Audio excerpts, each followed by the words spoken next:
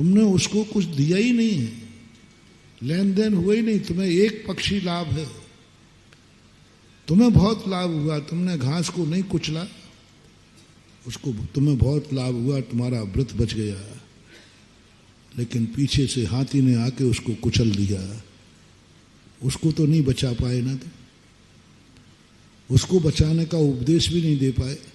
देख भाई पीछे हाथी आ रहा है, मैं तो तुझे नहीं मारूंगा, लेकिन हाथी से बच जाना,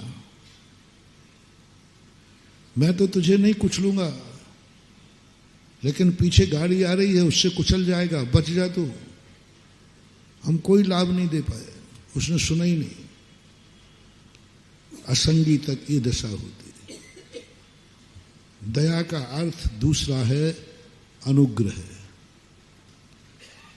तुम्हारी दया से उसको लाभ होना चाहिए, उसको उपलब्धि होना चाहिए, उसको ज्ञान होना चाहिए, वो जागरूक हो जाए तुम्हारा सुन करके। इसलिए द्रव्य में योग्यता है सही दया, सही अनुकंपा, सही अनुग्रह। क्या हमारे किसी कार्य से सामने वाले को लाभ हो रहा है क्या? मेरा स्वार्थ तो हो गई, मेरी सिद्धि तो होगी, लेकिन मुझे ही नहीं, सामने वाले को भी लाभ होना चाहिए। वो होता है संगी पंचेंद्री को। संगी पंचेंद्री को जब हम बचाएंगे तो उसको अनुभव होगा। हम उपदेश देंगे वो बच जाएगा, सावधान पीछे चोर आया छुप जा, वो छुप जाएगा। हमारा बहुत बड़ा अनुग्रह उस पर हो गया। वास्तविक जो पुण्यबंध होता है, त्रस्त जीवों को बचाने से जो पुण्यबंध होता है वो सामान्य पुण्यबंध है। जो असाधारण पुण्यबंध होता है, जो तीर्थंकर प्रकृति जैसा पुण्यबंध होता है, जो महान यश कीर्ति नाम का पुण्यबंध होता है, तुम्हारी करुणा से सामने वाले को क्या मिला, तुम्हारे ज्ञान से सामने वाले को क्या मिला, तुम्हारे मुनि बनने से सामने वाले को क्या मिला, तुम यहां बैठे इस भूमि को क्या मिला, हवाओं ने तुम्हें छुआ उनको क्या मिला, जल ने तुम्हें छुआ उसको क्या मिला, तुमने किसी से आहार लिए उसको क्या मिला, तुम्हारा नहीं है। असंगी पंचेंद्रिय का सारा लाभ तुम्हारे लिए हो रहा था, सामने वाले को कोई मतलब नहीं था, कोई मतलब नहीं था। तुमने नहीं मारा, वो तो मर गया, उसको तो दुख उठाना था, उठा लिया। लेकिन संगी पंचेंद्री के बाद संगी पंचेंद्री के प्रति जो आपका भाव आता है, वो भाव असाधारण होता है। यहां से शुरुआत होती है महान आत्मा की, यहां से शुरुआत होती है धर्म की। यहां धर्म की अब शुरुआत हुई। वो तो धर्म की पहले की भूमिका थी, वो तो तैयारी थी, वो तो ये थी कि तुम सामने वाले को बचा पाओ या ना बचा पाओ, अपने को बचा रहे होगे नहीं। श्रेष्ठ व्यक्ति वही है सामान्य रूप से कि वो अपने का बचाव करता, दुनिया मरे तो मर जाए, मैं अपने आप को बचाता हूं। दुनिया अपराध करे तो करे, मैं अपराध नहीं करूंगा, मैं अपने आप को जेल से बचाऊंगा, मैं अपने आप को दुर्गति से बचाऊंगा। इसलिए हम तस्वीर विकलत्र को नहीं मारते, मैं अपने आप को बचाऊंगा। चींटियों की लाइन जा रही थी, एक बार केकड़ी से मालपुरा का विहार हो रहा था।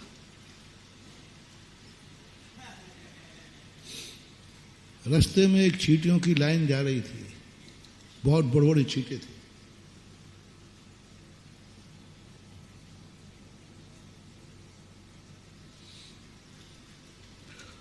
और वहां पर एक व्यक्ति से मिला, देखो चींटे हैं, देख के चलना। तो वहां से बोले, महाराज जी आप लोगों की भी दया बड़ी विचित्र है, किसको बचा रहे हो? चींटों को। अभी वो पीछे ट्रक आ रहा है, पीछे से वो ट्रक आ रहा है, इन सबको कुचल देगा। यदि आपको दया है तो खड़े रहिए, जब तक सारे चींटे नहीं निकल जाएं कोई गाड़ी मत निकलने देना। और चींटे जल्दी नहीं निकलते, उनकी तो लाइन लग जाए तो दिन भर रात भर चलते ही रहे। तो ये तो नहीं बोलो महाराज क्या मतलब है, ट्रक से मरे या मेरे पैर से मरे, इससे क्या फर्क पड़ना, उनको मरना ही है। मैंने कही नहीं, मैं चींटों को नहीं बचा रहा हूं, मैं चींटों को नहीं बचा रहा हूं, मैं तुम्हें बचा रहा हूं कि तुम मर के चींटे मत बन जाना। तुम ट्रक से मत कुचल जाना। तुम चींटे को पैर से कुचलोगे तो कर्म बंद होगा, एक दिन तुम चींटा बनोगे और तुम्हारे ऊपर से ट्रक निकल जाएगा। क्योंकि इन्होंने यही उपेक्षा की है। आज इनको ये भी क्षमता नहीं है कि ट्रक आ रहा है कि नहीं, कौन बचा रहा है कौन नहीं। तो हम तो तुम्हें बचा रहे कि चींटा बनो, मैं बच रहा हूं, तुम्हें बचा रहा हूं, चींटे को नहीं बचा रहा हूं। मैं चींटा ना बन जाऊं इसलिए बचा रहा हूं। पूरा स्वार्थ है वहां, अपने आप को बचाव करो। और इस बचाव ये भूमिका है धर्म की, ये धर्म नहीं है। क्योंकि पात्र के साथ जब कोई कार्य किया जाए तो धर्म संज्ञा है, वो तो पात्र है ही नहीं। 3 प्रकार के धर्म, 3 प्रकार की क्रियाएं होती हैं, पात्र, कुपात्र और एक अपात्र, ये 3 होते हैं। 3 के साथ व्यवहार करना है, 3 के साथ लेन देन करना है। 3 व्यक्तियों के साथ व्यक्ति की जिंदगी व्यतीत होती है। एक तो कुपात्र आता है सबसे पहले। कुपात्र का अर्थ है कि जितना तुम उसके साथ सहयोग करोगे उससे तुम्हारे लिए नुकसान है, उसको तो है ही। कुपात्र का अर्थ है कि जो अपना भी नाश करता है और जो उसका सहारा ले उसका भी नाश करता है। इसलिए उसको पत्थर की नाव कहा। कुगुरु कुदेव कुशास्त्रों को ऊपर नाव, क्योंकि नाव भी डूबेगी और जो बैठेगा वो भी डूबेगा। कुपात्र की परिभाषा यही है, स्वयं का विनाश करेगा और जो उसके आश्रित होगा उसका भी विनाश करेगा, नियम से करेगा। कुदेव जो बनेगा, जो देवत्व के बिना अपने आप को देव मान के पूजेगा, उसी का नाम कुदेव है।